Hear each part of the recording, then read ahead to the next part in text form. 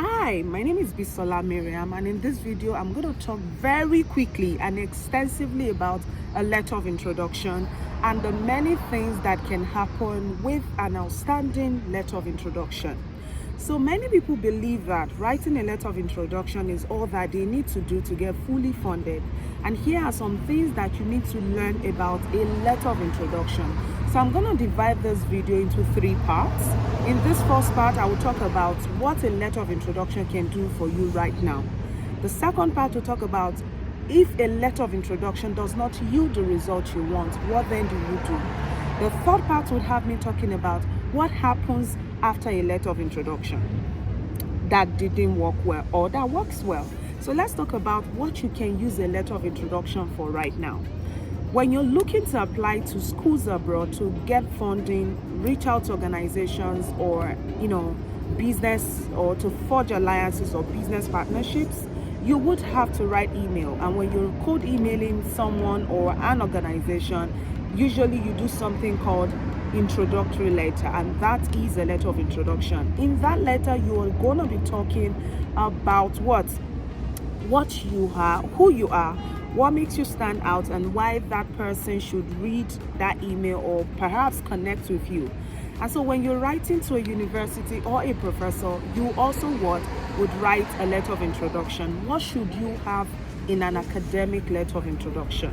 When you're writing to a potential advisor or professor or to an institution, you must not make your letter of introduction become an essay.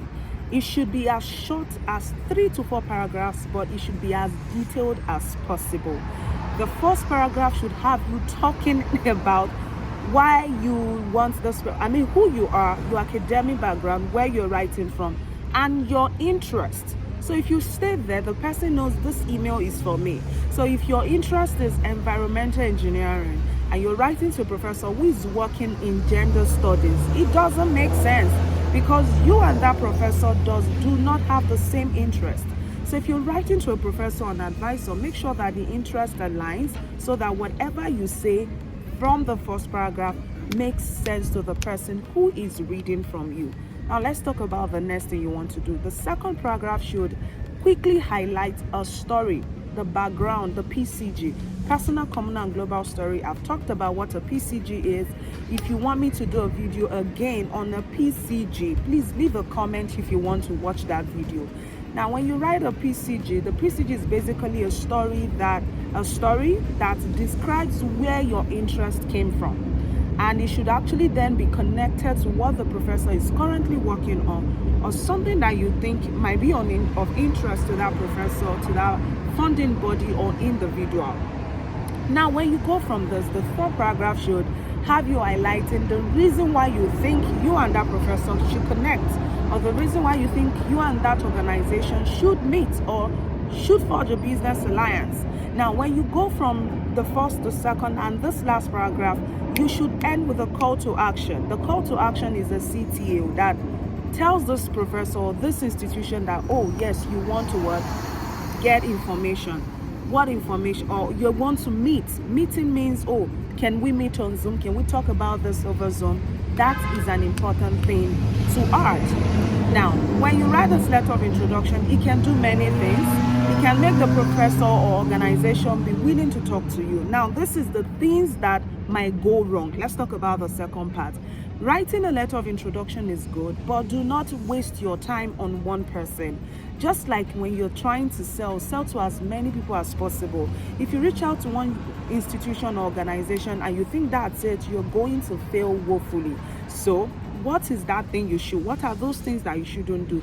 Do not assume that because someone is giving you good vibes via the letter of introduction or via the email, it means they're going to work with you, or they want to work with you, or they want to admit you, or they want to give you that funding. No, you must reach out to as many organizations or as many individuals as possible. Sell like a business person. That's the way it works. Prospect. Send 100 emails, believing that only 10 would respond. Now, when you have done this, the next thing you want to do is follow up. Sometimes when you send out emails, reach out to organizations, they might never respond. What do? Follow up. When you follow up, you're likely going to get more responses. Emails come from different people they always get a lot of emails. So follow up. Now when you're done following up, the next thing you want to do is to leverage on the relationship. Now when they connect with you and meet with you, you want to make sure that you make it count. Now that they also now meet with you does not mean that they are going to grant you the funding, because if you have many more options, you're not going to be disappointed at the end of the day. Now if something goes wrong and the relationship becomes, like you didn't get a funding, now do not throw that relationship or that connection away. This is the last part. What happens when an interaction via a letter of introduction goes wrong? The third part is what you can do with that connection. Remain in touch, keep that partnership, keep that existing relationship, because it can become a relationship that you can leverage moving forward. But if you fail to leverage or you fail to keep that connection, you may never get something else, because someone that fails to help you today, or an organization that does not help you today, or a professor or an academic that does not help you or collaborate with you right now, might collaborate with you in the future. So I hope this video is helpful. If you found this really helpful, do me a favor, share this video. And of course, if you want me to talk about other things, let me know. Just drop a comment in the comment section. And of course, in my book Fully Funded, I made everything as detailed as possible.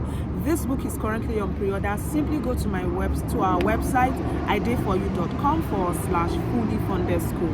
Go to that website, go pre-order the book, and we look forward to working with you.